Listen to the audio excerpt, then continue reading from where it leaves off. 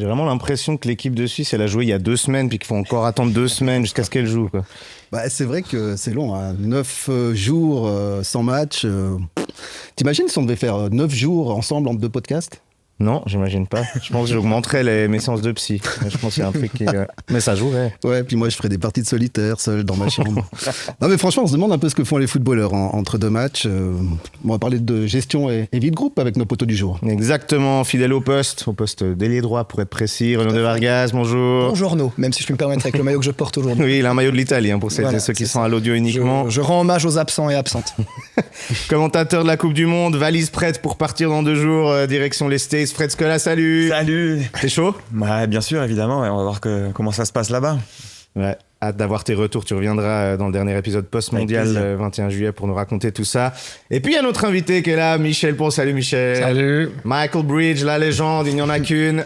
Qui fut sélectionneur adjoint de l'équipe suisse pendant... Mettre une perruque à la Trump. Pendant 13 ans, je fais un petit résumé vite fait. Ouais. Pendant 13 ans, tu fus sélectionneur adjoint de l'équipe suisse. 134 matchs de 2001 à 2008 avec Köbi Kuhn. Puis de 2008 à 2014 avec Ottmar Hitzfeld. Avant ça, il avait été coach de plusieurs clubs genevois, de Lugano aussi. Il a chanté « Allumer le feu » au coup de cœur d'Alain Morisot. Avec la Suisse, Michel a vécu 3 Coupes du Monde en plus de 2 euros. Et puis pour 2026, il a pronostiqué une demi-finale pour la Suisse. Puis quoi de mieux que de parler Coupe du Monde avec un homme né en plein pendant le Mondial 54 en Suisse. Exact. C'est beau ça. Qui connaît tout du foot. Tu sais ce que c'est, Michel, que ces longues périodes, les Suisses sont arrivés à San Diego le 2 juin, ça fait une trentaine de jours qu'ils sont ensemble. C'est un peu comme les mariages, le foot, non? C'est pour le pire et pour le meilleur. Évidemment. Tu sais, la problématique, c'est que tu crées pas l'esprit de groupe juste une semaine avant le mondial. Ça se crée sur la longueur. C'est le travail d'un sélectionneur. C'est pour ça qu'une continuité avec un sélectionneur est extrêmement importante en équipe nationale. Et qu'à ce titre-là, les choix, on a des exemples dans toutes les équipes du monde, et des choix où c'est pas forcément que les meilleurs joueurs, mais que c'est les bons joueurs aussi dans le groupe. Parce qu'évidemment, avec 26 joueurs que tu dois tirer maintenant même pendant 9 jours, avec 3 semaines avant, 3 semaines après, on l'espère, et je pense qu'ils vont le faire, faut bien occuper, il faut quand même avoir des gars qui s'entendent correctement. Ça veut dire qu'à l'époque, tu enlevais un peu les gens qui, entre guillemets, foutaient le chenil dans l'équipe. J'ai pas envie de dire à l'époque. Ici aussi, en France, on a eu les cas Benzema ou les cas même Okafor chez nous. Okafor au début, Hitzfeld. Je suis replongé dans la Coupe du Monde. Roy Hodgson, je crois. J'y étais pas. J'y étais pas encore. 94, j'étais pas encore. Bref, c'est un lapsus significatif de mon imprégnation de la Coupe du Monde. Et j'ai envie de dire qu'Okafor, Yakin, il a dû lui remettre la tronche à l'envers pour que pendant 6 semaines, peut-être, il soit dans les plots. Et on a vu que il est extraordinaire. Ce gars-là, il a fait une saison quand même assez sympa en Angleterre. Il est là, il n'a pas fait une minute, il est à l'interview. Il est bon, il a compris. Ouais. T'as vu la presse, Fred? On dit la bombe à retardement. Okafor.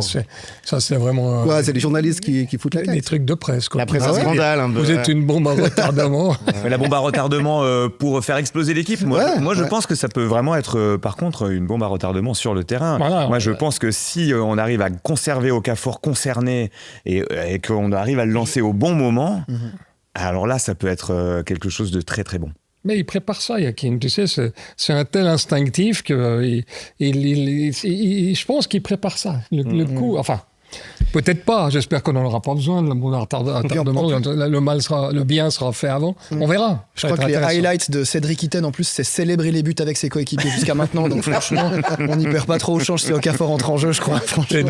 Il devait rentrer Okafor contre le Canada, mais il a expliqué, Yakin aussi, qu'en gros, le scénario du match avec le but canadien a fait que c'était pas... À 2-0, il l'aurait sans doute fait rentrer en fin de match. Donc on va peut-être voir ça... au prochain match. Pour que ça marche, en tout cas, il faut des règles. Et ça, c'est quoi? C'est le sélectionneur, c'est l'entraîneur assistant aussi qui fixe les règles. C'est quoi les règles que vous fixiez, les règles de base pour que ça fonctionne pour que les joueurs restent ensemble durant 1 mois? Il faut que nous, on soit bons débat. Il faut que le staff soit bon. Il faut qu'on prenne les bonnes décisions. Par exemple, en Afrique du Sud, à la Coupe du Monde, on s'est complètement planté dans le lieu qu'on avait choisi. On était isolés dans une espèce de pseudo-parc avec 3 biches et 2 canards. Toujours mieux que les serpents. On était à la rue. Et en plus... l'atmosphère dans l'équipe n'était pas optimale. On commençait gentiment à arriver en bout de course avec une génération. Il y avait un préparateur physique qu'Hitzfeld avait amené, qui cassait les bonbons à beaucoup de monde dans l'équipe. Et on avait des tronches. Hein. Brian, il aurait foutu 3 entraînements par jour. Le matin, c'était gymnastique avant le déjeuner. Ensuite, stretching après le dîner. Puis après, stretching à 9h30 le soir. Tu t'imagines Alex Frey et compagnie.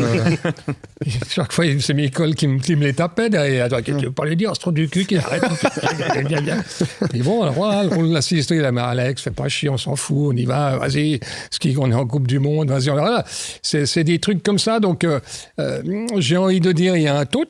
Il y a un tout. D'abord, que le staff soit bon et dégage quelque chose à l'équipe, mais pas seulement à la Coupe du Monde. Encore une fois, elle se prépare 2 ans avant. Le contingent de la Coupe du Monde, il se prépare, il se bichonne, il exprime qu'est-ce que tu attends de l'équipe, surtout. Je veux dire, il n'y a pas tellement de miracles. Tu n'arrives pas là-bas, puis tu joues les phases de groupe en improvisant sur un truc. C'est vraiment un travail de longue haleine. Là, ce que tu dis là, c'est que tu es la courroie de transmission, parce que tu dis, voilà, les joueurs, ils se plaignent, mais ils se plaignent pas, ils se plaignent à toi. Mais ils vont jamais se plaindre à l'entraîneur principal. Ils vont vers le physio, ils vont vers le toubib, et puis ils viennent vers du con. C'est normal, c'est comme ça. Ils savent. C'était notre rôle, et c'est mon rôle, c'était mon rôle. Et tu sais, je suis d'une génération d'entraîneurs où je faisais tout. Quand j'étais en club, on avait un entraîneur de gardien, on avait éventuellement un préparateur physique, puis basta. Aujourd'hui, le staff est plus gros que le contingent de l'équipe. Ouais. Donc, c'est un manager, c'est plus un entraîneur, c'est un manager d'un staff, manager de sponsor, manager des agents de joueurs. Le métier a complètement changé. Et, on a été en Coupe du Monde à l'Euro 2004 avec Kirby. Quand on s'est qualifié pour notre première campagne, on était 3. Il y avait Bubu, entraîneur des gardiens, moi qui faisais un petit peu tout, parce que j'ai un peu plus d'expérience que Kirby sur la préparation physique ou sur le machin, etc. Et puis Kirby, c'était le bon papa, puis avec son tarin et sa connaissance du foot et son empathie, on était d'une complémentarité extraordinaire.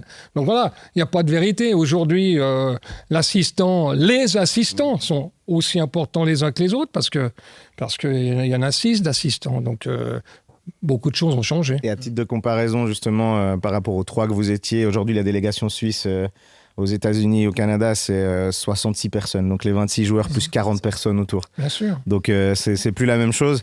Et puis, juste revenir sur ce que tu as dit sur genre Alex Frey qui viendra aller vers toi, il faut que tu le calmes un peu. Ça me fait penser à David Ekala qui disait cette semaine que oui, des fois, il doit faire des entretiens avec les joueurs et il n'en parle absolument pas à Yakin. Yakin sait que c'est comme ça. J'ai vu aussi sur l'aimant bleu que tu as dit, je crois que c'était juste après le match du Qatar, quand il fallait les secouer un peu les joueurs, tu avais dit, mais moi, ce que je ferais, c'est que je les prendrais, on irait boire 2 binges, je leur foutrais un coup de pompe dans le cul pour leur dire, faites pas les fous. Est-ce que tu as l'impression qu'on peut... que ça c'est géré encore comme ça aujourd'hui, un peu à la bonne franquette, allez, on y va les gars. Évidemment. Ouais. C'est tout ce qu'on voit pas depuis l'extérieur. Deschamps, il fait quoi à longueur d'année? Ancelotti, il fait quoi?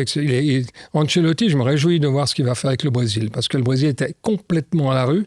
Jamais, j'aurais même pensé qu'ils sortent du groupe avec ce qu'ils ont présenté en match de préparation. Et puis tout d'un coup, hier, il fallait se les faire, les Japonais. Hein. C'était compliqué. Hein. C'était compliqué si tu es une équipe un petit peu brinque-ballante, avec un mental où ça joue pas. J'ai trouvé que dans cette fournaise contre les Japonais qu'ils leur sautaient au collet, il y avait une espèce de ce calme et cette sérénité d'Ancelotti qu'il a déjà réussi à imprégner l'équipe. Je me suis très, très... vraiment, je me suis dit, ils vont se faire éliminer, ils n'ont aucune chance, je ne les ai jamais mis dans les favoris. Hier, le match de hier m'a montré, puis surtout les commentaires d'Ancelotti derrière, il est calme, il défend ses joueurs, il dit on a bien joué. Moi, je dors bien, pas de souci, machin. Ce qui compte, c'est que les joueurs dorment bien, et ils dorment bien, et ce qu'il est il bon. ne célèbre pas ses buts. Oui, franchement, s'il n'y a que des gros plans sur quand il y a des buts, tu ne sais pas si c'est son équipe ou lui qui a marqué. Non, mais... Enfin, les adversaires ou lui qui ont marqué. Tellement, je pense. L'image s'enfuit quand même. Et est-ce que tu as vu ses réactions après le goal japonais? Il s'est retourné vers le bon machin, il a fait. Ouais. Génial. Il a une maîtrise de lui d'abord. Parce que quand même, il a fait des corrections Bien sûr. Enfin, personnellement, j'avais pas vu que c'était forcément ça qu'il fallait faire. Et puis... Hendrick dès la mi-temps, c'est propre. Ouais. Il a changé tout. Ouais. Puis garder Casemiro, qui est quand même pas génial pendant 45 minutes. Enfin, il y a un truc qui... derrière, C'est pour ça que je dis, tu sais pas, maintenant, comme ça, il y a une préparation. Il a fait 2 ans qu'il observe tout le monde. Ça fait 2 ans qu'il parle avec tout le monde. Ça fait 2 ans qu'il va boire des bières avec tout le monde. Mais Yakin a dit que l'alcool était interdit. Donc, Yakin a dit que l'alcool est interdit. Donc, il n'y a pas de bière au sein de l'équipe de Suisse. Ouais, mais Michel, il en prenait, je suis pas sûr qu'en catimini, ça va m'interdire. On n'en sait rien. On verra. Et d'ailleurs, Vite Groupe, les journalistes dans le même hôtel, c'était un truc qui se faisait, ça, non, Fred? Alors moi j'ai jamais vécu ça. Le plus proche que j'ai vécu avec l'équipe de Suisse, c'était à la Coupe du Monde 2006, où à l'époque dans les jours presse en fait, on avait tous les joueurs à disposition. C'est la dernière fois où j'avais vu ça. J'avais trouvé ça génial et on voyait d'ailleurs le caractère de différents joueurs. Il y a des joueurs qui étaient pas du tout demandés, mais qui du coup avaient du temps libre et venaient vers nous discuter parce qu'ils s'ennuyaient, parce qu'ils nous disaient moi j'aime bien faire ci, j'aime bien faire ça. D'autres qui effectivement plutôt restaient dans leur coin. Et je trouvais ça très sympa. Toute l'équipe était à disposition, évidemment plus certains que d'autres. Et ça, je trouvais ça très sympa. Et je pense que les joueurs finalement s'en accommodaient assez bien, le staff aussi. Après, ça s'est serré. Une invention parce qu'on était chez nous à Foissisberg, donc on avait tout l'hôtel, on avait tout le parc, on avait tout, on avait une immense tente où tous les journalistes étaient là et travaillaient là, donc à côté de l'hôtel, puis qu'effectivement, il y a eu une osmose qui s'est créée où c'était assez exceptionnel, c'est vrai. Ouais, il y a plein d'anecdotes quand même avec la Coupe du Monde, avec les histoires des sélections. Et puis, tu nous as préparé un petit quiz anecdote, je crois. Ouais, on fait des quiz ici. Je sais pas si t'as été briefé, Michel, mais... Pas le pire, non. Voilà. C'est bien que je me prépare jamais. Oui, c'est de l'instinct. C'est comme Watiakin quand il coach. Donc, tu vas faire équipe avec Renaud de Vargas. Voilà, c'est ça le pire, en fait. Je suis mort direct. Il fallait être préparé, là. Et puis la team RTS Sport de Trisconi et Fred Scola qui se reforme. Donc le premier quiz, les amis, ce sera tout simplement des anecdotes de Vite Groupe en Coupe du Monde et vous devez me dire si elle est vraie ou fausse. Tout simplement. Il y en aura 6 au total. On fait une équipe après l'autre. On va commencer avec Trisconi Scola. Je vous donne la première. Lors de la Coupe du Monde 2010 gagnée par l'Espagne, avant chaque match, les joueurs espagnols écoutaient le morceau Club Foot du groupe Casabian pour se motiver. T'arrives à le chanter ? Je l'ai pas. Groupe écossais. J'ai pas l'air en tête. C'est pas si ça nous dit rien, c'est que c'est faux. Allez, c'est faux. C'est faux. Eh bien, c'était vrai. Pas de points pour cette fois. Fernando Torres a raconté ça. Ils écoutaient du Casabian à fond. Je les imagine pas du tout réussir à dire les paroles. Michel Pont et Renaud de Vargas. Coupe du Monde 2018. Pas content de la nourriture russe, le joueur danois Yusuf Poulsen a commandé des burgers pour toute l'équipe et s'est fait engueuler. Avant un match ? Entre 2 matchs. C'est vachement... C'est un truc à se faire taper. C'est faux, c'est un truc à se faire taper. C'est faux. Point pour De Vargas. 1-0 pour De Vargas. Bien joué, les gars. Finale de la Coupe du Monde 2006 maintenant, où il était notre cher Michel. C'est seulement lors de la causerie d'avant-match de la finale que le joueur italien Camoranesi a réalisé que le match, c'était la finale. J'espère pas pour lui. Mais... Paraît qu'il a raté la demi-finale pour raison de commotion, ça a vérifié. C'était le oui. Ah ouais, tu mettrais oui. Messieurs. Attends, il joue gros à cause de nous. Si c'est... Vous êtes mené 1-0. Énorme. Il faut prendre des risques, t'as raison. Allez, oui. Allez, on dit vrai, c'était faux. Toujours 1-0. En revanche. Attends, Michel, en 62, il y a Elanga qui vient d'apprendre au dernier moment. En 62, selon la légende, c'est arrivé au Brésilien Garrincha. Bon, il était un peu barré et alcoolique, mais il aurait dit à la causerie d'avant-match, mais c'est la finale, c'est pour ça qu'il y a autant de gens dans le public.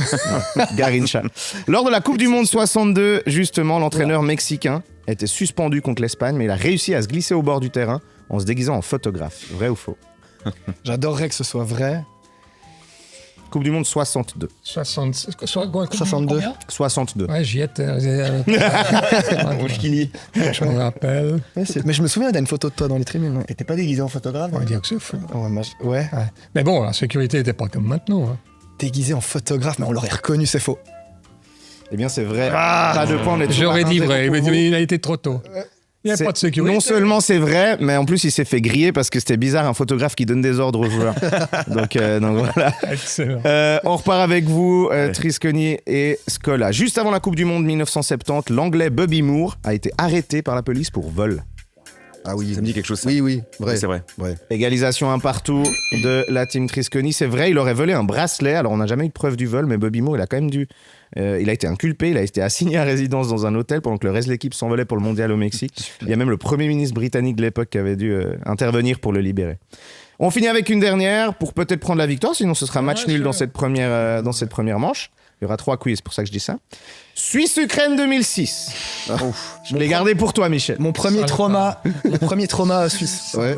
Dans le bus de l'équipe de Suisse, après le match contre l'Ukraine, Johan Vogel s'est pris la tête avec ses coéquipiers qui avaient loupé leur tir au but. Vrai ou faux?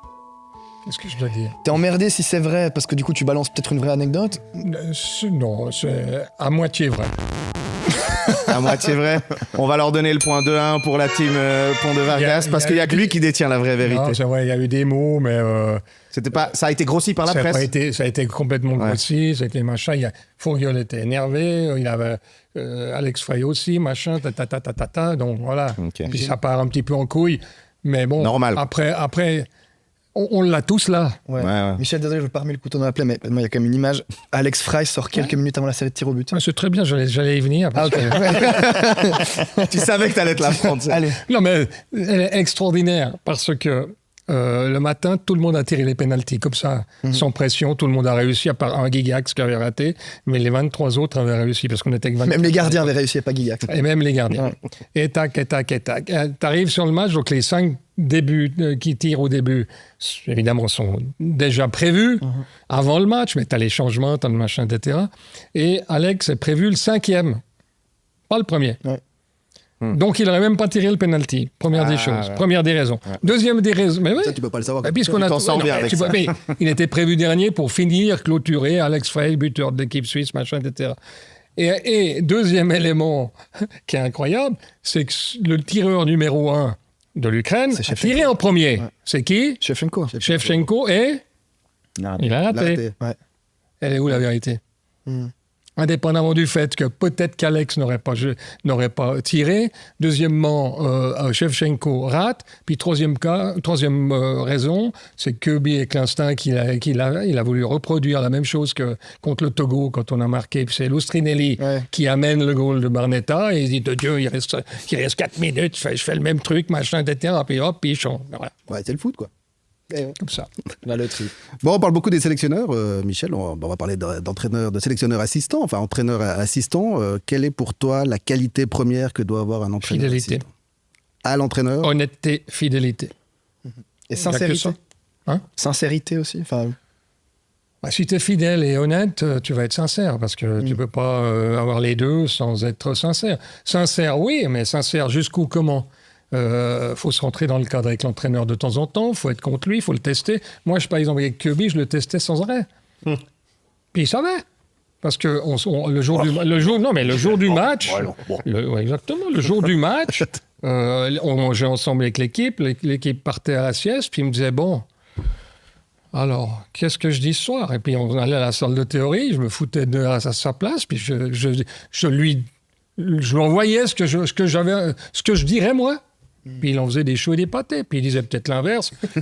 Il rajoutait des trucs et machin, etc. Mais on avait un tel truc qui était quand même incroyable parce qu'il m'a laissé faire des trucs contre la Corée du Sud où je me suis déguisé en kamikaze dans l'équipe.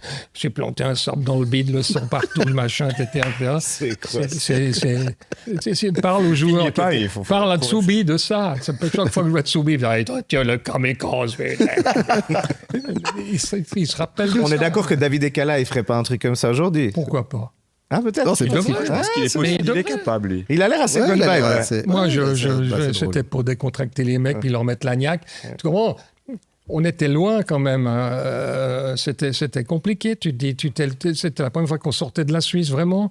Tout d'un coup, tu fais le Togo avec ce mur rouge de 40 000 personnes derrière les goals, 100 000 personnes à la fan zone. C'était un truc de dingue. On ne fallait pas qu'on se loupe. Puis, voilà, il n'y a pas de Wi-Fi, pas de vidéo comme maintenant et de réseaux sociaux. C'était un plus. Donc, il fallait titiller pour qu'ils se rendent compte ce que c'était les fan zones, puis l'engouement qu'il y avait dans le pays, il n'y avait pas les réseaux sociaux encore. Donc, il fallait leur montrer pourquoi, comment. Tout ça, c'est mon fils qui me faisait des montages vidéo, de la musique, des machins, etc. C'était super. Bon, tu parlais de Kubikun en disant je me suis déguisé. Avec Hitzfeld, tu peux aussi te déguiser. C'était différent. Ah ouais, c'était moins rigolo. Complètement différent parce que d'abord, il y avait quand même une autre expérience, les plus grands entraîneurs du monde. Je me voyais mal commencer à lui dire ce qu'il devait dire à la théorie quand même.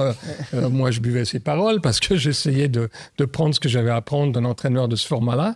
Et puis, évidemment qu'en termes de personnalité, c'est rien à voir. C'est deux entités complètement différentes, deux opposés dans le fonctionnement, mais avec la même classe et la même empathie et le même bonheur avec les joueurs. J'ai vécu 2 trucs assez extraordinaires avec deux sélectionneurs totalement différents, mais formidables aussi. Et quand on te parlait récemment de méthode Yakin dans les médias, tu as répondu en souriant qu'il n'y en a pas, que c'est un peu tout à l'instinct. En tant qu'adjoint, comment tu travaillerais avec quelqu'un qui fonctionne de cette manière ? Moi, j'ai travaillé comme ça avec Kirby. Il était aussi à l'instinct comme ça ? Il était complètement à l'instinct. Du coup, est-ce que toi, tu dois essayer de suggérer un cadre ? Moi, j'ai essayé de structurer plus. Mon rôle, c'était d'essayer de structurer, de lui rentrer un petit peu dans le cadre, parce que tu sais, de temps en temps, je devais le rentrer le soir. Hein. On allait tirer un petit peu le petit whisky, le whisky au 5e à Feuilly-Sisberg, un petit Stump, et puis on se faisait plaisir, je veux dire, parce que c'était un bon vivant. C'est ce qui faisait son énorme force, c'est qu'il n'a jamais joué à quoi que ce soit. Il était comme s'il était là, il dirait la même voix. Mais les joueurs adoraient ça. Lui était privé de Coupe du Monde 66 parce qu'il a fait le mur à Sheffield pendant la Coupe du Monde. Ouais, il m'a toujours dit que c'était pas vrai, mais je pense qu'il me disait ça avec un sourire en coin, comme quoi c'était quand même à moitié vrai. Ouais, bah, il a pu jouer, donc il y a une part de vérité quand même. Ce qui était impressionnant, c'est que sous son air bonhomme et bon enfant, putain, le carafon. S'il disait non, il disait non. Hein. Attention, puis il n'y a personne qui bougeait. Hein. Il avait une force de... c'est des personnages, quoi. Je ne dirais pas tellement de miracles. À quel point tu penses que l'entraîneur assistant change le visage d'une sélection ? Non. Pas à ce point ? C'est vraiment le sélectionneur ? Non, mais non. Parce qu'on a parlé de Contini, de ce qu'il a amené à Yakin, etc. Alors, et Bicher, beaucoup disent que c'est sa trouvaille et pas celle de Yakin. Contini, il avait pratiquement plus d'expérience que Yakin. C'est pas l'entraîneur du FC Chafouz, Contini. Tu vois, oui, mais bon, il était quand même en Russie, il a quand même passé FC Bâle, machin. Attends, il a un sacré passé. Contini est plus jeune, il était dans le feu de l'action. Il a simplement amené ses capacités d'être un super adjoint. Tout simplement, il n'a pas changé Yakin. Yakin est resté le même. Il a peut-être aidé à faire certains changements. Il a peut-être aidé à faire une évolution un petit peu tactique, mais Contini n'a jamais été le number one à la place du number one. Non, bien sûr. Comme personnellement, j'ai jamais cherché une seule seconde à être le calife à la place du calife. C'est le pire qui puisse se passer. La cité is no good. Bon, nous, ce qu'on aime bien, Fred, avec les entraîneurs assistants, c'est qu'ils parlent français. C'est pratique en équipe de Suisse. Parce que... Non, mais attends, ça, c'est la première grande décision de Kubikun. Ouais. Mais ça s'est perpétué. Ça, c'est cool pour nous. Hein, Exactement. Je pense qu'il y a quand même une réflexion derrière d'amener tout le monde, tout le pays derrière avec cette communication qui doit intéresser toutes les régions linguistiques. Et donc, toi, tu parlais en plus d'italien également. Donc, je pense que ça, c'est effectivement une trouvaille de Kubi et ça s'est perpétué. Hitzfeld aussi à la même ligne. Et puis derrière, le mystère, lui, il parlait de l'italien. Mais c'est vrai qu'il y a cette logique de communication. Mais c'est vrai que... Oui, mais il y avait Vincent Cavin qui faisait le job pour les Oui, exact. Donc, il y a et David Ekala aussi parle français. C'est vrai que cet aspect-là des langues, pour la sélection suisse, je pense... Honnêtement, c'est un petit enjeu quand même. C'est d'abord important pour la presse et pour les fans. Mais surtout, il faut qu'il y ait la bonne osmose. Oui. Parce que l'ego du numéro 1, il est important. Il doit être important parce que quand tu es numéro 1, tu es numéro 1. Mais il faut qu'il ait une totale confiance aveugle avec son numéro 2 pour l'envoyer tout le temps à l'interview. Ce que Kubi a fait avec moi, ou Hitzfeld, qu'on n'avait rien à foutre que j'ai été interviewé par toute la Suisse romande. Tu vois ce que j'allais vous parler de Tessin. En l'occurrence, c'est de nouveau une question de fonctionnement entre l'adjoint et le numéro 1 sur la confiance, sur la fidélité, sur tu sais très bien que tu ne vas pas dire quelque chose qui va aller contre ton chef. C'est ridicule. Après, Kobe il faisait le taf aussi en français, hein, et quelques interviews en français où il donnait le change quand même. C'était C'est ce que beaucoup de gens ont tout le temps reproché à Petko, je veux dire. Pourquoi il n'a pas fait l'effort de parler français? Parce qu'il parle français. Il était à Sion, il était machin, il parlait français. Pourquoi encore maintenant? Première interview en équipe en Algérie, il parle italien. Quand il est intronisé, il parle en français. C'est la dernière fois qu'il a parlé français. Ça a très mal passé en Suisse parce que, pour finir, vous n'êtes pas cons, vous êtes des professionnels aussi. Donc vous dites, il veut se couvrir avec l'italien pour être sûr de ne pas dire un mot de travers. Puis ça fait du bien d'avoir un petit mot de travers de temps en temps. Oui, il y a une rumeur, Petkovic, il s'est mis à l'arabe avant le français avec l'Algérie. Je crois que vraiment, il s'est dit, allez, moi j'aime bien le challenge. Tout sauf ça. Vraiment, le français, c'est mort. Par contre, un petit... Voilà. Non, mais c'est étonnant, c'est vrai. Ouais. On parle des entraîneurs adjoints ? Avec grand plaisir, qui sont trop méconnus, ces entraîneurs adjoints. Donc, je vous ai proposé un petit quiz. C'est la deuxième manche. On était à 2-1 première manche remportée par Michel Pon et Renaud de Vargas. Et là, on part sur cette déjà belle photo de Michel Pon, l'homme qui susurrait à l'oreille du sélectionneur. Il lui raconte une bonne vanne, apparemment, là. Il lui raconte une bonne blague, je pense. J'ai convoqué Bernd Haas. Je pense qu'il lui dit, putain, Il y a Marguera derrière. Il y a Marguera. Effectivement, vous êtes un peu en train de leader le groupe. Il y a Degens, Picher, Grichting. Et puis Stis Picher au milieu. Il est en train de te dire que le whisky d'hier soir tape un peu. Et donc voilà, je vais vous donner des noms, les amis, et vous devez me dire si oui ou non il s'agit d'un sélectionneur adjoint au Mondial 2026. Mondial 2020. 6. Une équipe après l'autre. On va commencer cette fois-ci avec la team de Vargas Pon. Je commence avec Walter Samuel. Oui, Argentine, effectivement. Point pour De Vargas. Ricardo Carvalho. Oui. Effectivement, avec le Portugal, ça fait 1 point chacun. Zlatan Bajramovic. je croyais Ibrahimovic. Ouais. C'était le petit piège. Zlatan Bajramovic. Je l'ai inventé ou il existe? Tu le dis sur un ton de c'est tout à fait possible. Je sais pas. Allez, Moi, oui. J'aurais dit faux. Ok, on regarde Michel. Eh ben, c'est Renaud qui avait raison pour cette fois, puisque... T'es con, pourquoi t'es number one? C'est toi le number one. Mais non, mais pas du tout. Mais C'est un- Michel, c'est plus moi. C'est un des assistants de la Bosnie-Herzégovine. Oula. David Bettoni. Non. Effectivement. David et Morandi, oui, mais pas... Ouais, effectivement, c'était l'assistant de Zidane au Real, mais il n'est pas du tout au Mondial, Bettoni. Paul Clément. Pourquoi il a un nom de nageur et d'ancien tennisman français? C'est terrible. Kaine Hanoun. C'est toujours sortir au deuxième tour de Roland Garros. Paul Clément, on le salue. 6-1-6-2, Ouais, c'est ça. c'est pas passé loin. C'est dommage. Contre un mec qui a obtenu une wildcard, on le rappelle. Paul Clément. Michel. Moi, je dirais oui, allez. Et c'est oui, avec le Brésil. Point de plus. Avec le Brésil, tiens. Avec le Brésil. Ok. C'est un Anglais. Mais il est Paul belge. Clement. Quoi? Oui. Ok. Ouais, tu l'as francisé, là. Ouais, c'était un petit piège. Et il a grandi en Tunisie. On dit C'est vraiment le mélange. Scola et Trisco. Steve Clark. Qui? Steve Clark. Ouais, c'était Non, le c'était coach sélectionneur principal de l'Écosse. C'est très juste, Trisconi. C'est condamne. une bonne réponse. C'était pas un Il a assistant, gagné, mais le ouais, sélectionneur de l'Écosse qui vient de démissionner d'ailleurs. Ouais. Desmond Tutu. Non. A priori pas. Non, effectivement, c'est un L'adjoint de Mandela. mais il existe par contre, c'est un militant des droits de l'homme Il sud-africain. existe. Mais Johnny Rotten. Johnny Rotten? Johnny Rotten. Bref, non. Non, c'est le chanteur des Sex Pistols. C'est très juste. Donc c'est juste, vous avez fait juste. J'ai eu très peur que vous fassiez faux. Danny Blanco. non. Non, pas Danny Blanco. Non. Oui, au Panama. Alors c'est aussi, Bon, arrête. c'est aussi l'entraîneur des gardiens de Servette, raison. mais c'est aussi raison. un des assistants T'as du raison. Panama au Mondial. Mais c'est un homonyme. Donc c'était faux Non. de la part de Vargas et Pon. On est à 3 partout, c'est beau, c'est serré. Teddy Pellerin. Oui, avec Haïti. Alors c'est le Sénégal, mais c'est juste. Ah bon. 1 point pour vous. Raphaël Marquez. Oui, bien sûr, au Mexique. Eh ben c'est juste aussi. On est à 4-4. Inséparable. Kim Jong-un. Non. Point pour vous. Kim Jong-il. Non plus. Point pour vous. Kim Dong-jin. Ça se corse. Il va bien falloir dire oui à un moment. Allez, oui. C'est oui. Oui. Point pour vous. Claude Makelele. Non. Non, effectivement, il commente pour les chaînes espagnoles, mais il n'est pas assistant. Par contre, Elman Mkalele. Je crois pas. Eh ben, vous avez tort, c'était un assistant de l'Afrique du Sud. Jean Sacrément. On est bientôt au bout. Courage. Mais c'est un perso des inconnus, ça c'est Oui. pas possible. Jean Sacrément. Toshiba. Ouais, c'est un peu ça. On dit non, allez. C'est non, c'est un point pour mais vous. oui, exactement. Par contre, João Sacramento Oui. et au Maroc, et non pas au Portugal. Point pour vous Par également. contre, qui aide beaucoup Ouais, le dans par contre aide dans l'intitulé de ta question. Ouais, le par contre aide un peu, mais je voulais qu'il recolle au score puisqu'on est à 7 à 7 7. et on arrive gentiment au bout. Ruud van Nistelrooy. Oui, tout à fait, avec la Hollande. Avec la Hollande, c'est juste. Hakan Şükür.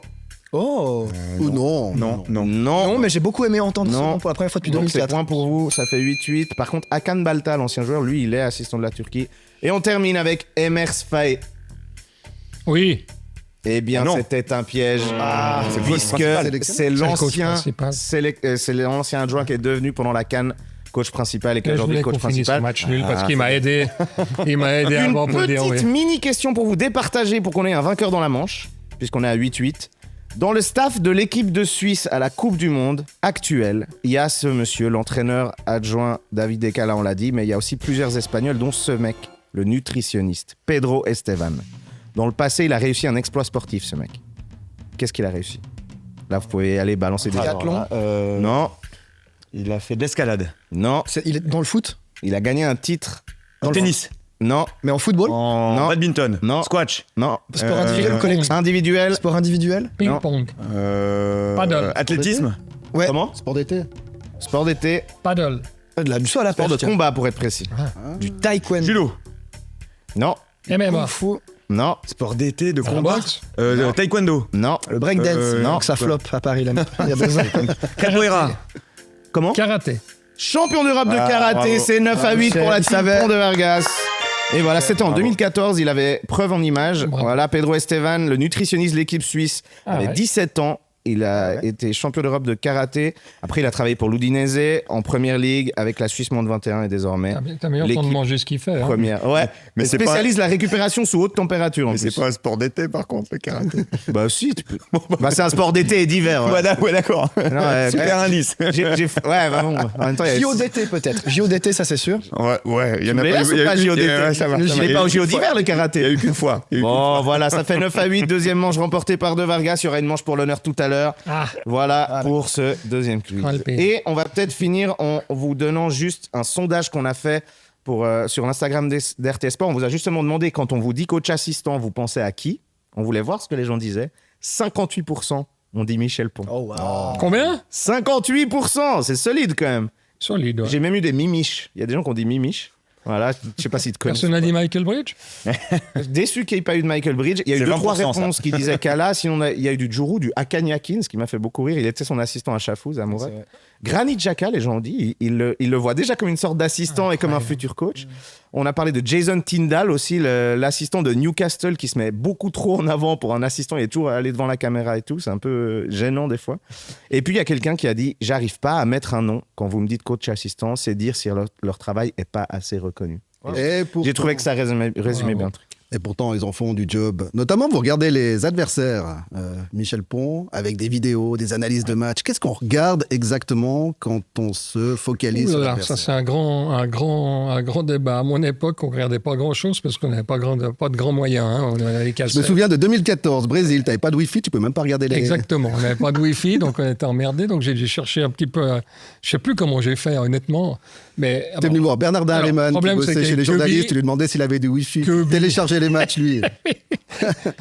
Avec Kubi, c'était relativement simple parce que Kubi, c'est pas vraiment le technologue avec la technologie machin. D'autant plus que, honnêtement, à l'époque, j'étais pas développé la même chose. J'avais mes cassettes, mes enregistrements, je faisais mes enregistrements, je faisais mes coupures, des trucs, etc. Parce que on donnait beaucoup de renseignements aussi écrits sur la théorie, mais ça n'avait rien à voir avec maintenant. Aujourd'hui, les datas ont pris une importance telle que tu as un staff de data, quoi. Je veux dire, tu vois, Équipe Suisse, ils ont 3 mecs en haut qui contrôlent tout C'est uniquement vrai au que je niveau me des demande, on regarde datas. quoi Parce que, t'as tellement Parce que la d'infos. Tu technologie, vas chercher comme la- quoi comme information pour Choisir, quoi. Mais pour tout, ton équipe tout, Mais tu sais exactement. Tu peux pas, aux joueurs, tu peux pas. Moi, leur par faire le compte exemple, rendu, par exemple, à mon époque, je sortais individuellement les caractéristiques des joueurs que je donnais à chacun des joueurs comme ça, mais sur papier ou pour un entretien.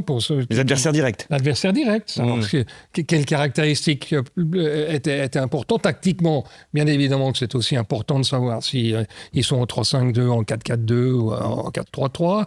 Quelles sont leurs forces. Tu sors les caractéristiques quand même de l'adversaire. C'est normal, il y a des schémas. Tous les entraîneurs aujourd'hui ont une...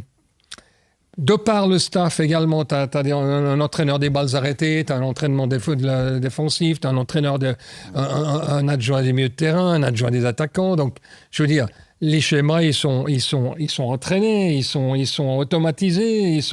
Donc là, ils les dissèquent, ils te dissèquent un match. Chaque joueur reçoit sa petite clé USB. Tu as tous les résumés, toutes les individualités. Aujourd'hui, il y a une perfection dans l'analyse de l'adversaire qui peut-être est trop, mais que tu dois faire parce que... C'est le dosage, oui. Parce qu'à un moment, le joueur va saturer. Oui, mais les joueurs qui viennent de l'équipe nationale, nous, on a toujours dû s'adapter en fonction de ce que les joueurs avaient en club. Parce qu'on était toujours les parents pauvres à l'équipe nationale. Quand ils arrivaient, les mecs arrivaient de Bayern Munich, il n'y en avait pas encore, mais enfin, quand il y a eu Shaqiri, mais quand ils arrivaient de Bayern Munich ou même d'un club français ou d'un club anglais, nous, on devait se mettre au niveau de ce qu'on proposait en équipe nationale, de ce que les joueurs avaient en club. Autrement, tu passes pour un charlot et pour un amateur. Donc, on a toujours... C'est les joueurs... à force d'être dans les clubs étrangers qui nous ont fait augmenter notre capacité, notre potentiel. Nous améliorons sans arrêt. Et ce qui était un truc hyper important, c'était les visites dans le club, d'aller voir le joueur dans son club, dans sa famille, de voir comment il vivait, comment il allait, etc. etc. Aujourd'hui, les datas, c'est pas Ancelotti qui dit comment joue le Japon. C'est le staff d'analyse. Il y a un staff d'analyse qui est jumelé avec le staff des datas. Il te sort tout. Et puis, effectivement, il ne faut pas partir dans les séances impossibles. Tu veux dire que la Suisse a rattrapé son retard par rapport à il y a 20 ans. Maintenant, on est au niveau... Il n'y a plus de surprise, il n'y a plus de décalage. Club, même les plus grands, PSG, Liverpool, Bayern, Real Madrid, équipe de Suisse. Non. Tous ces clubs-là se donnent encore les moyens d'innover. Autant technologiquement qu'en termes de méthode, qu'en termes de psychologique aussi, parce que le mental commence pas, mais a vraiment pris aussi aujourd'hui, on a mis un psychologue, il dit je ne suis pas con, je ne suis pas malade, je suis pas malade. Aujourd'hui, c'est rentré dans les mœurs d'avoir des psychologues, des préparateurs mentaux, etc., etc.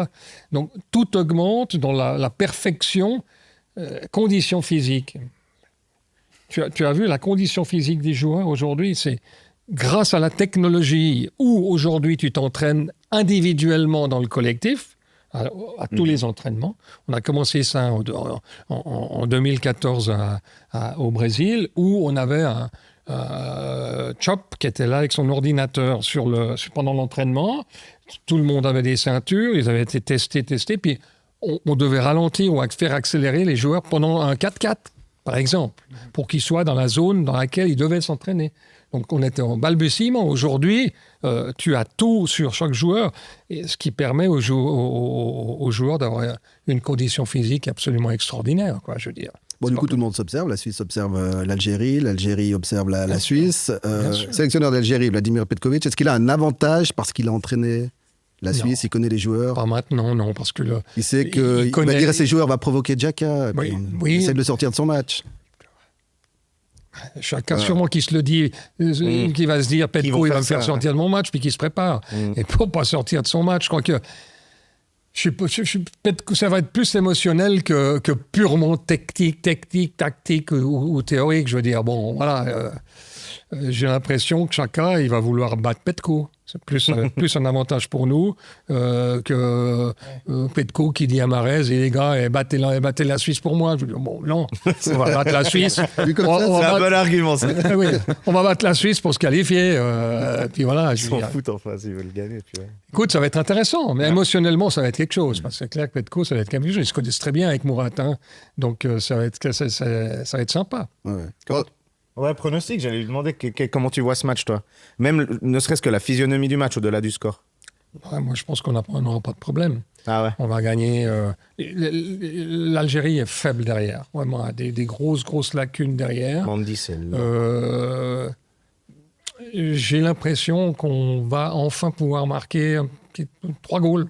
Okay. Pour être gentil, moi, je dis 3-1. Ah ouais. Alors, je suis nul au pronostic. Hein. Je dis 3-1, 2-0. J'aime bien, t'as une confiance presque algérienne, j'adore. Non, mais on n'a jamais eu le potentiel offensif qu'on a. Non, tenez, tu te permets d'avoir Okafor sur le banc qui n'a pas fait une minute. Abdouni. Nous, on a été... Abdouni, on a 6 ou 7 attaquants aujourd'hui, jeunes, qui n'ont pas peur, qui veulent créer, qui veulent aller. Si Ndoye, tout d'un coup, devient un petit peu tueur, il va nous faire grimper d'un étage. Je veux dire, on a été à la Coupe du Monde 2006 avec Rama et Lustrinelli comme remplaçants. Je veux dire,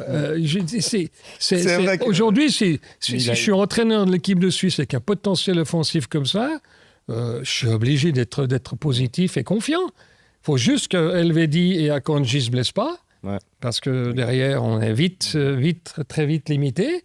Qu'au milieu de terrain, on a les possibilités. Tu as Sagaria qui peut jouer. Tu as Manzambi, excuse-moi, Manzambi qui peut jouer.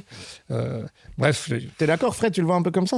Oui, effectivement, je partage l'avis de Michel. Je pense que la Suisse est favorite. Maintenant, la nuit dernière nous apprend quand même pas mal de choses. Donc, toujours on est mardi, donc on est après la nuit du Paraguay qui élimine l'Allemagne. Voilà, c'est ça, exactement. Mais c'est pas tout à fait la même chose parce que je vois pas effectivement l'Algérie être aussi capable d'autant de rigueur dont a fait preuve le Paraguay. Maintenant, il faut toujours se méfier. Mais effectivement, il y a... Je pense que tu t'observes tous les compartiments du jeu. La Suisse part avec une longueur d'avance, à mes yeux. Je pense qu'il y a là... mais la Suisse a toutes les clés. Renaud? Je me disais, il y a déjà tellement de favoris qui sont... Tu vas me dire, on n'a pas eu beaucoup de matchs de 16e de finale, mais c'est pas possible que tous les favoris des 16e se fassent sortir cette semaine, quoi. À un moment donné, il y en a forcément un ou deux qui vont rester. Et je pense que la Suisse dégage quand même une petite confiance supplémentaire. Et puis, Michel l'a dit, on l'a dit, il y a quand même des cartouches sur le banc qu'on n'avait pas à l'époque. Rama, ça, t'as déterré un nom, Michel. Vraiment, Pour moi, c'est une marque de beurre. Ah ouais, mais bien sûr. Et on a sondé nos potos, d'ailleurs, sur ce pronostic. Ouais, qu'est-ce qu'ils en pensent? Sur Instagram, qu'est-ce qu'ils ont pensé? C'est un super type. Milaïm? Ah ouais, moi, il avait l'air super sympa. Mais non, mais lui, il a pour le Jésus qui lui a fait tomber un truc sur la tête quand il s'est retrouvé à l'équipe nationale. C'est extraordinaire. Il a dit, à Kubi, il a dit, t'es sûr? T'es vraiment sûr que en Allemagne, vraiment? Moi, je la sens pas. Oui, pour revenir sur le petit sondage, on a demandé aux gens, comme on a demandé ici à Michel, quel résultat ils voyaient pour l'Algérie. Ils avaient 3 options. Ils avaient victoire de la Suisse, victoire de la Nati, mais pas en 90 minutes. Et puis succès de l'Algérie. On a eu 86% qui ont dit victoire de la Suisse, point barre. 12%, moi ça me fait peur quand on est trop confiant, mais voilà. 12% victoire de la Nati après 90, en 120 minutes, ou tir au but, et puis 2% seulement qui disent succès de l'Algérie. Mais je crois pas que ce soit trop confiant. C'est pas une question d'être trop confiant ou... C'est pas de la prétention, c'est de la confiance. Ou prétentieux. Après, bien sûr, c'est la logique. Maintenant, après, bien sûr que c'est le foot. Il peut tout se passer et personne n'est à l'abri. Mais franchement, il y a beaucoup d'indicateurs qui parlent pour l'instant en faveur de la Suisse. Ouais. Michel? Non, il y a un élément qui est essentiel pour moi, c'est l'ambition. Ouais. C'est aujourd'hui. Les Chaka, les Rodriguez, les Akanji, ils ont tous 2 ou 3 Coupes du Monde dans les pattes, des Euros dans les pattes. C'est maintenant. Dans 4 ans, ils sont plus là. Ouais. Ces mecs-là, ils doivent réussir leur Coupe du Monde. Ils n'ont pas réussi forcément leur Euro passé, ou c'était peut-être aussi leur dernier Euro pour certains. Aujourd'hui, avec l'expérience qu'ils ont, le vécu qu'ils ont, ils sont ambitieux. Quand Chaka il dit « je veux être champion du monde », c'est pas de la forfanterie. Il a envie. Peut-être qu'elle ne le fera pas. Mais allez, vas-y, on le dit, puis on y va. Ça, on aime bien quand les joueurs le font, par contre. Ouais. Bon, l'Algérie, prochain adversaire de l'équipe de Suisse. Le dernier, c'était le Canada. Tu n'as jamais joué contre l'Algérie, non. Michel. Tu as joué, par contre, contre le Canada. Ça a inspiré Fantin, d'ailleurs. Absolument. Dernier quiz. Allez, ça part. C'est la seule photo que j'ai retrouvée de Suisse-Canada. En 2002, la seule... rencontre entre Suisse et Cannes, j'ai exprès coupé la tête du joueur pour pas que vous puissiez deviner qui c'est, même si on s'en doute. Bernd Haas. Voilà, merci. Avant le Suisse-Canada de avant le Suisse-Canada de la semaine passée, il y avait eu qu'un seul affrontement Suisse-Canada dans toute l'histoire du foot, et Michel Pont effectivement était là. Triste match amical sous Kobe, c'était en mai 2002 à Saint-Gall devant 4000 pelés, victoire du Canada 3-1. Terrible. Et ma question pour vous, ça va être: qui avait foulé la pelouse ce jour-là pour l'équipe de Suisse? Que ce soit des titulaires ou des gens qui sont entrés en jeu. Ah pardon, désolé d'avoir spoilé le nom du coup. Du coup, on peut mettre déjà un point pour Bernd Haas de Renaud de Vargas, ça fait 1-0. Et puis, il était titulaire, et vous pouvez me balancer les noms des joueurs qui étaient sur le terrain. Je me rappelle la date. Stiel. 2002. Stiel n'a pas joué. Gros avantage quand même pour... Il a un petit avantage sur nous. Ouais, justement. Ça fait l'équipe quand même, Michel. 2002, on a... mai 2002, non. Raphaël Vicky. Ah, t'es sûr? Raphaël Vicky, un point de plus pour De Vargas. Cabanas. Il y avait Cabanas. Comment? Cabanas. Cabanas. Non. Cabanas n'était pas là, non. Svissig. Svissig est rentré en cours de match, c'est points pour De Vargas. Forza était encore là. Yakin. Yakin, Murat Yakin, titulaire, on peut le noter. Chapuisa, Sforza. Alors, Sforza et Chapuisa, non. Magnin. Magnin non plus. On est toujours à Spicher. 4-0 là Faut pour pas De garder. Vargas. 4-0. Picher, non. Spicher, non. Attends. Fogel. Non, c'était pas Fogel, encore. non. C'était mai 2002. Ouais. Oh Alexandre Ray. Non, mais j'ai bien aimé. T'as bien Oui, j'étais très Léon content. Arthur. Non. Il n'y avait pas Chapuisa Pacoubi? Non. T'es sûr? 2002, ouais, je te jure. J'ai la liste, j'ai même les remplaçants qui sont entrés. Il y a des joueurs. Il y a des. Ancho. Ancho était Bien joué. titulaire. Mais oui, 5 bien à sûr. 0, point de plus. Ancho, il était avec Murat Yakin. Zuber Müller. Qui est Zuber-Buller, point pour Trisconi, ça Trouver fait le 5 à gardien. 1. Attends, on l'a pas dégainé, wow. Soubi? Ouais, ouais. Et il y a même un autre gardien qui est rentré. Bah, Fogel. Non. Non, Fogel, t'es pas là. Pascolo. Comment? Muller. Ah, Patrick Muller n'est pas rentré ce jour-là, il était pas là. Pascolo. Pascolo, non. Non. Richting. Mais un Valaisan, je crois. Il était aussi Valaisan, je crois. Celui qui est Gardien, rentré. on cherche. Le gardien qui est rentré. Ah, Lehmann. Non. Non. Il est au bout de la langue, Michel, je sais.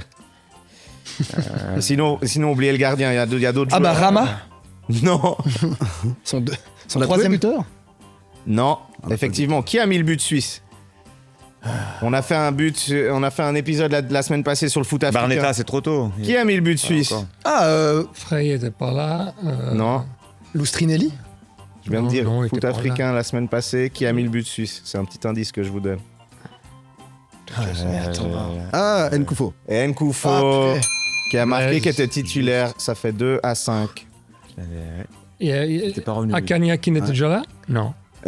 Oui, titulaire à Kanyakin. 6 à 2 pour De Vargas Pont. Attends, j'étais. pas Lombardo. Comment? Ah, Lombardo. Lombardo est titulaire également. 7 à 2. Ça commence à revenir. Ah ouais. Ça commence à Ouais, revenir. ouais, 7-2. Tu me donnes de jouer. Fournier. Fournier est titulaire, 8 à 2. Oh là là, il est, Ah, c'est bon, ça il est revient. sur un run. Il est sur un run. Le match revient. Regarde, il ferme les yeux. Il est en train de se... Attends, tu sais, je suis vieux, hein. il va reprendre le train. Renaud a quitté le plateau. Il est plus très utile. Je vous les donne si tu Voilà, veux, Michel. De parce que là, toute façon, le score est Vas-y, joué. ouais. Alors, on avait l'équipe titulaire, Tsubi au but, Fournier, Ancho, Murat Yakin, qui a pris un jaune ce jour-là, et Bernd Haas. Au milieu, j'ai merdé sur Müller, il était au milieu. Ah ouais. Ouais, ça alors. On donne un 3e point à la team Trisconi, ça fait 8 à 3, il sauve l'honneur. Müller était milieu défensif ce jour-là, avec place de Lonfa, Vicky et Lombardo. Enfin, Bien sûr.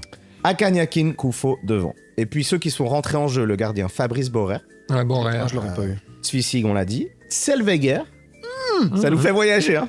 Purée. Cantaloupi, Ouais. Di Jorio et César. Oh, Ouais. David Ah César. oui. Ouais, ça nous rappelle des souvenirs, hein, tout ça. Waouh. Génial. Voilà. Take me back. Et puis, une dernière, pour le plaisir, une petite question toute simple. Michel Pont était à la Coupe du Monde 2006, on l'a déjà dit, il y avait à cette époque 4 joueurs présents qui sont aujourd'hui joueurs à la Coupe du Monde 2006. Il n'y en a que 4. C'est qui ces 4 joueurs qui étaient déjà en 2006 et qui jouent en 2026? Rodriguez, Chaka. Pas en Suisse, excuse-moi. Non, il n'y a pas de Suisse. On parle de... Non, bah, il y en a- pas de il y en a- Suisse. il y en a Les deux. 4 joueurs hyper connus qui étaient là en 2006, On laisse Michel répondre. Ouais. qui sont vieux mais qui sont encore là. Messi, Ronaldo. Ouais. Ouh, ça fait 2 points. Autre ça. choix. Ça fait 5 à 8. T'as dit, on laisse Michel répondre. nous, on a joué. Ah non, pardon, 10 à 3, t'as raison en régie. Merci Lucas. Donc Messi, Ronaldo. Ouais, Il en reste 2. ouais. Autre choix, non? Ochoa, absolument, un point Bravo. pour Bien Trisconi, joué. le gardien mexicain. Et puis il en reste un dernier, Quatrième en 2006. qui est vieux et connu. Neuer. Non, mais Neuer, ça Non. arrive après 2010. Ouais, c'est trop tôt. Vieux et connu, le pape François. C'était Modric. Luka Modric. Eh oui, le point de plus, le 11 à 4 finale de Michel Pont, qui n'a pas lésiné aujourd'hui. Hein. Ouais, il était fort. Et je vous offre, C'est redoutable. je vous offre en cadeau le Panini de Cristiano Ronaldo en 2006 en photo, avec un duvet de moustache. Coréen? On dirait un peu. Il sort de boîte là. Il avait 21 ans, Modric et Ochoa avaient 20 ans et Messi avait tout juste 19. Voilà. Purée. Score final 3 manches 0 dans ces quiz pour Michel Pont et Renaud de Vargas. Bravo Michel. je te C'est fais toujours un- pratique d'avoir des équipiers comme ça, Renaud. Hein. Ouais, tout à fait. Je crois que la première manche, j'étais serré. La deuxième manche, bon, c'était serré. Bon. Ouais. Toi, troisièmement, j'ai vraiment joué à rien. Je pense qu'il a fait des interviews d'après-match, Fred, dans sa vie. Et puis on fera mieux la prochaine fois. Bon, merci tout le monde. Michel, merci beaucoup d'être passé. Un plaisir, super. C'est un bonheur. Tu reviens quand tu veux. Merci à vous aussi, public, pour les retours. C'est toujours cool d'avoir vos avis sur les thématiques de l'émission. Merci à nos équipes de qualité là-bas derrière la régie. Puis on se dit à la semaine prochaine pour un nouveau Potogol ou bien? Avec plaisir. Ça marche. Allez, bye. Ciao, ciao. Super.